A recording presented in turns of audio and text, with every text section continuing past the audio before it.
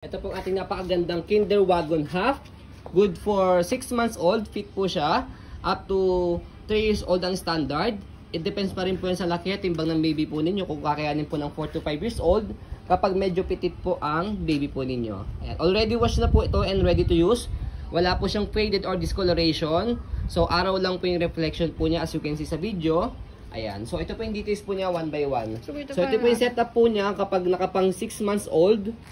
Ayan, naka semi-reclined and then naka full canopy and naka-lock po yung kanyang canopy. So ito po yung details po niya. So natin sa kanyang canopy. Ayan. Okay. So naka-extend na po yung kanyang canopy. Okay. Lockable po yung canopy niya sa side. Ayan, left and right. Tapos as you can see sa pinaka-peekaboo niya, ayan, hindi siya naninilaw, means hindi siya overused. So kung gusto niyo po siyang tanggalin sa pinaka-full canopy, meron siyang zipper dito. Ayan. And then, meron pa siyang isang peekaboo sa kabilang side for second seat. Ayan. Natatanggal yan, natatanggal yan. So, pwede nyo pong i-roll and then lock dito. Okay? So, next natin, tanggalin muna natin sa kanyang canopy. Ayan. Next natin, sa front seat po niya. Ayan. So, kompleto po siya sa harness pad. Belt lock, wala po siyang putol. Ayan. Next natin, sa kanyang leg rest, ayan, sa kanyang leg rest, kapag nakahiga si baby, ayan, semi-recline. Pag nakaupo, meron siyang bottom dito, left and right. Press nyo po yan and then pull down kapag nakaupo si baby. Para yung paa niya po rito sa footrest, nakatapak po siya na maayos. Okay? So, next natin, sa pag-adjust po sa kanyang paghiga, ayan, press nyo lang po ito left and right. Pag nakaupo, angat nyo lang po siya. Pagka naka-semi-recline, press nyo lang po siya backward. Ayan. Upo siya, di ba? Ayan, opo. Ayan. Upong-upo siya kapag inupo nyo siya. Naka-set up po na 4 seat. Ayan. And then, sa kanyang back seat, ayan. Same din siya ng condition. Ayan, kompleto ng harness pad. Belt lock, wala po siyang putol. Ayan. And then, ang kinagandaan po sa kanya, for example, overhead na po yung inyong baby sa kanyang canopy. Napakadali lang tanggalin ng canopy sa side. Kabilang side. Yan, tanggal. And then, yung strap dito sa gilid. Ganon din sa kabila. Tanggalin mo. And then, strap dito sa likod. So, ayan. Pag toddler na yung Pag toddler na yung baby po ninyo, pagka overhead na po yung kanyang ulo sa canopy. So, pwedeng ganyan. Diba? Ang ganda. So, pwede nyo po siya magamit ng matagal po.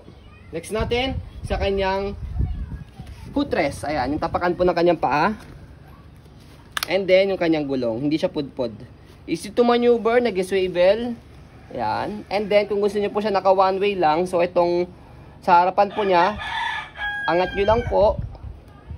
Ayan. Ganun din sa kabila. Ang purpose po niya kung sakaling inaantok o nakatulog yung baby po ninyo, pwede nyo po siyang ihele, naka one way na lang po siya. Ayan. Okay. Next natin, yung body frame po niya from right side. Ayan po.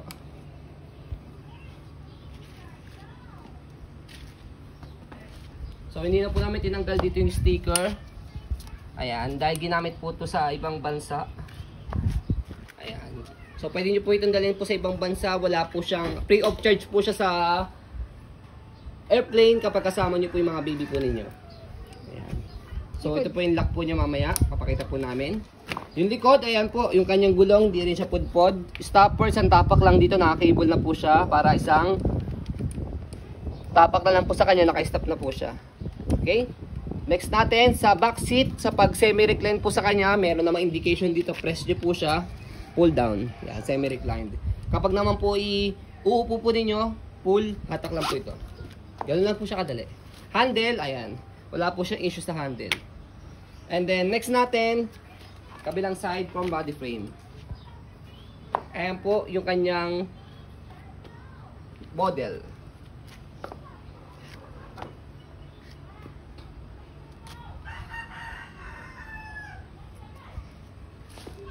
Okay? So, sa paglagay po, turo na rin po natin ng kanyang canopy. Ganun lang din. Lagay lang po yung canopy dito, slide lang po siya.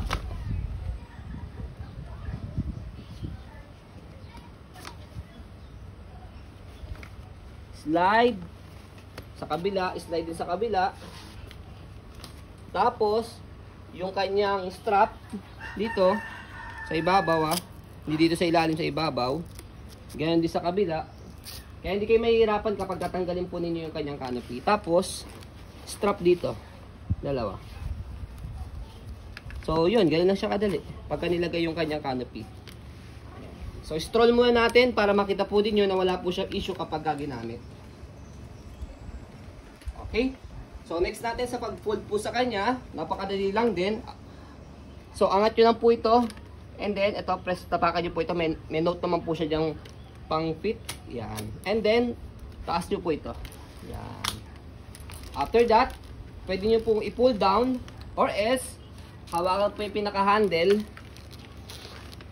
compress, and then yung lock niya sa gilid, yung belt niya sa gilid, pang lock, and then stopper po din nyo. Tapos, pwede nyo na po siyang set aside kapag itatabi nyo po. Yan. Next natin sa pag-open, tanggalin lang po yung, compress nyo lang po siya para madali nyo po tanggalin yung kanyang lock sa gilid. And then, buka. After that, tapakan nyo lang po ito. Para mag-straight po siya. Ayan. And then, tanggalin sa stopper para pwede nyo na siyang gamitin. So, ayan po, as you can see, very details po kami sa ayon pong pag-video. Kasi kami shop policy, no refund or exchange, what you see is what you get.